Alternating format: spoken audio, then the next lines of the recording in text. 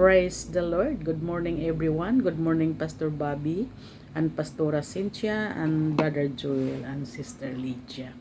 And to all my co-pastors in the vineyard in this platform. And to all the brethren around the globes and all the listeners. Thank you so much, Pastor Bobby, to continue invite me to share the Word of God in this platform. Praise God. So, without further ado, if you have Bible with you, let us open our Bible in the book of Mark chapter 14 verse 38. I know that this is a very familiar scriptures in the Bible. Amen. But the Word of God is always fresh. Amen. Praise God. So, in Mark chapter 14 verse 38, it says, "Watch ye and pray, lest ye enter into temptation. The spirit is truly is ready, but the flesh is weak." Amen. Praise God. So let's pray. Hallelujah. Lord Jesus, thank you so much. Bless this word, O Lord God, that we read this morning. Hallelujah. Let your spirit move in this platform, Lord. Use your servant. Anointing coming from you, Lord God. Without you, Lord God, I am nothing. I am depending on you, Lord God. Hallelujah. Speak to your people in this platform. Thank you so much, Father, in Jesus' name. Amen and amen. So the title that I will bring to you this morning, Watch and Pray. Amen. So ito po ay lagi na nating naririnig, mga kapatid. Amen. Praise God. The biblical meaning of the watch and pray, it means to be awake, on guard all our waking hours, so that we can see when sin is at the door, desiring to interrupt us. Yes, mga kapatid, because the devil is tuso siya, mga kapatid. Amen. Kung hindi tayo mag-iingat, kaya nga pinaalalahanan tayo lagi ni Apostol Paul na watch and pray. Amen. Praise God. It means, mga kapatid, ay lagi po tayong mag-iingat,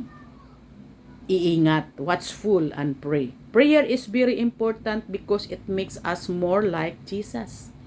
And because it reveals to us the heart, mind of God. Amen. Praise God. Let's take a look, mga kapatid, at what the scripture says about prayers. In Ephesians chapter 6 verse 18, praying always, amen, with all prayer and supplication in the Spirit, and watching thereunto with all perseverance and supplication for all saints. Pinaalalahanan tayo sa lahat. All dito sa King James version is all saints, but sa New King James, the new translation, mga kapatid, as is all people, to all people, for all people, mga kapatid. 1 Thessalonians chapter 5:17, pray without ceasing. This is very familiar, na pinalalahanan tayo lagi na pray without ceasing. Manalangin tayo ng walang patid. Amen. Hallelujah. In James chapter 5:13, it's anyone among you in trouble, let them pray. Kapag tayo po na trouble, mga kapatid, let us pray. Kneel down, mga kapatid. Hallelujah. Thank you, Jesus. In Romans chapter 12 verse 12, rejoicing in hope, patient in tribulation, continuing instant in prayer. Pinalalanan tayo with it. Tayo po ay, mga kapatid, nagranas ng trouble, we need to instant prayer. And ang pinapaalala sa atin that rejoicing, hope, and patient in tribulation, continuing instant in prayer. Hallelujah.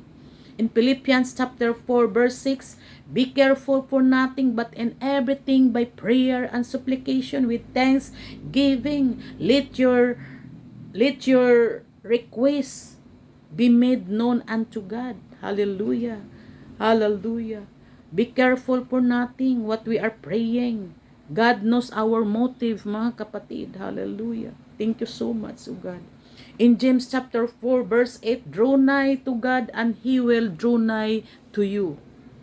Amen. Doon lamang tayo magtitiwala sa ating Panginoon, mga kapatid. Hallelujah. The importance of prayers. Number 1, prayers makes us more like Jesus. Hallelujah. If we look at the life of Jesus, mga kapatid, we see that He prayed with others. We need to pray one another, mga kapatid. Hindi lamang sa ating sarili. We need to pray one another and love one and encourage one another and love one another. Hallelujah. Thank you, Jesus. Hindi po tayo maging selfish, mga kapatid. Yung ating lang sarili, yung ating pinagpipray. We need to pray one another continually. Hallelujah. Thank you, Jesus. Oh, harayasik kadaya. What the Bible says in book of Luke, chapter 9, verse 28, and it came to pass about 8 days after this saying, he took Peter and John and James and went up into a mountain to pray. Amen. Sa life ni Jesus, mga kapatid, He prayed with others. Amen. Hallelujah. Clearly, prayer was important to Jesus.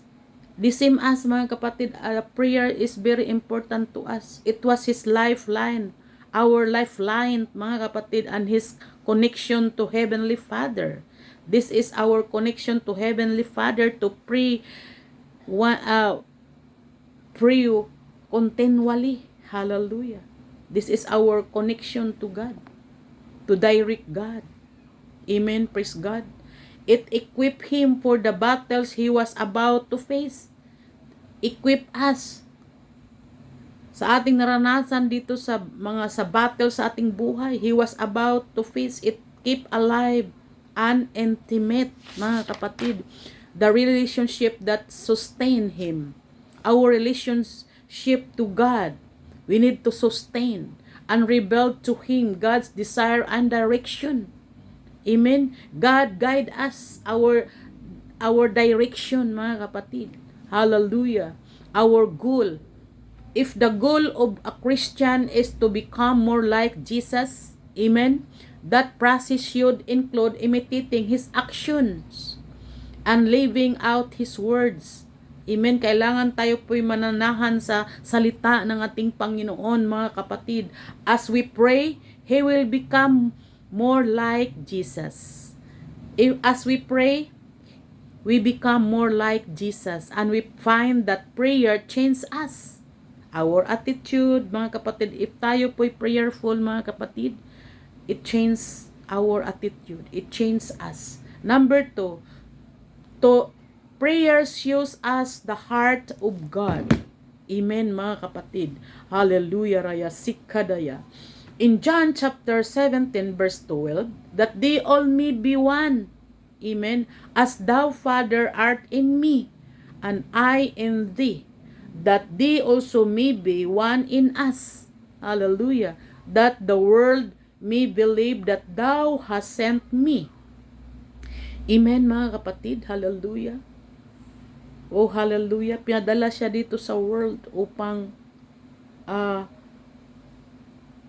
mag-pray or mag-witness sa mga kasalanan, mga kapatid, because Jesus come to this world for the sinners, is not for the righteous. Amen. Praise God. Number 3, prayer reveals the wisdom of God. Amen. The prayers, mga kapatid, ay ito po'y nagbibigay ng wisdom and knowledge sa atin, mga kapatid. The best part about prayer is that it's connection, that a conversation that goes both directions and spend time to talk God. He is willing to listen us and hear us, our prayer, mga kapatid. Amen. Thank you, Jesus. Hindi po maiksi ang kamay niya upang hindi tayo maabot. Hindi po bingi ang ating payo na hindi po tayo marinig. Naririnig niya tayo sa ating mga hinaing, mga kapatid. What the Bible says in Luke chapter 6:12, and it came to pass in those days that he went out into a mountain to pray continually all night in prayer to God. Yes. Hindi po nilagay dito mag-stop tayo na mag-pray, kundi continually pray. Even Jesus, He continually pray in the mountain, mga kapatid. In 1 Peter verse 5, mga kapatid, tayo po'y be watchful, mga kapatid. Oh, hallelujah. Praise God. Ang sabi dito mga kapatid sa 1 Peter 5:8, be sober, be vigilant. Because the adversary, the devil, as a roaring lion, walketh about seeking whom he may devour. Hallelujah. Gumagala si Satanas 24 hours, mga kapatid. Hindi po siya natutulog. Naghahanap siyang masisilo, mga kapatid. Oh, hallelujah. Thank you, Jesus. Yung ating pagpapagal, mga kapatid, ay hindi po masayang. We have 5 benefits of prayer. Number 1, prayer changes our focus. It easy get caught up in the circumstances going around us, mga kapatid. Hallelujah. Good or bad. Praying direct our focus away from here on earth to God in heaven. Hallelujah. Number 2, praying bring us closer to God. Yes, mga kapatid, when we pray, praise God,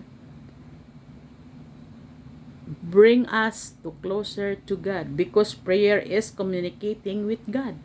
Amen. Hallelujah. It helps us build our relationship with Him. It's one of the many ways to can get to know Him better. To know Him better, mga kapatid. Hallelujah. Number 3, prayer us into God's presence. When we pray, mga kapatid, especially sa service, lagi nating sinasabi, Lord, give us, we feel the presence. Hallelujah. Hallelujah. That we feel you, Panginoon. We need to pray. We feel the presence of God. Even in the Old Testament, mga kapatid, people needed the praise of prophet to talk God for them. Amen. But when Jesus died, the veil in the temple was turned to opening the way for us to talk God ourselves. Amen, mga kapatid. Hallelujah. Number 4, prayer helps us to calm. Amen.